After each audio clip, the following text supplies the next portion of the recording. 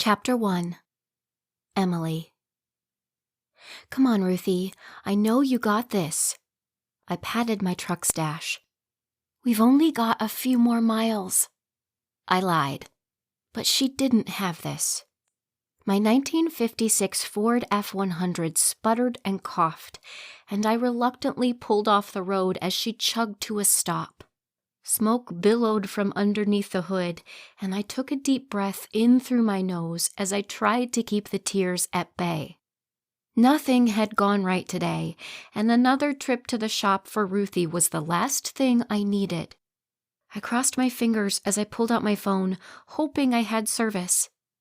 As I did, a call came through, startling me so bad I dropped the damn thing. Come on, Emily, I muttered to myself. Get it together. I retrieved my phone and frowned at the extra long number before answering. Hello? Hi, Miss Emily.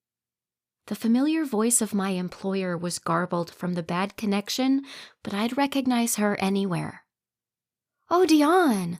Hi. How are the boys? They're good. They miss you. Aw, I miss them too. Are you guys still coming home next week? The family I nannied for had been on vacation for almost a month and pushed back their return date twice.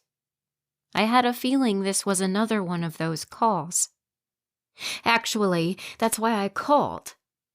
I rolled my eyes and smiled. Okay, when are you coming home now? I said with a laugh. Dion chuckled on the other end, but it sounded strained. That should have been my first clue. Actually, she said again, we're not. My smile was stuck on my face even as my heart fell. Not what? We are not coming home. Trey and I have had an amazing time here with the boys, and we're looking to make Iceland our permanent home, at least for a while. My jaw felt wired shut, and the smile was now glued in place. Oh, I said between my gritted teeth. That's great. Well, it'll be an adjustment, I'm sure, but we're excited for the future. We were hoping you'd come stay with us for a while. Her voice trailed off, but it seemed to get louder as it echoed through my head. You want me to move to Iceland with you? I finally breathed, trying to make her words make sense. Why not? She said, and I knew her well enough to know she was shrugging her slim shoulders while she said it. We love having you, and everyone knows how much the boys adore you. Why not come live with us over here? I can't just move to Iceland. Why not? She asked again, and those two little words spun viciously through my head. I can't. You know what? Dion said, thankfully cutting me off. Why don't you think about it?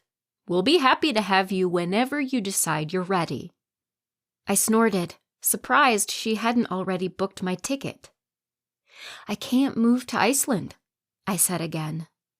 In the meantime, she continued like she hadn't heard me, we'll be paying you for the month as severance.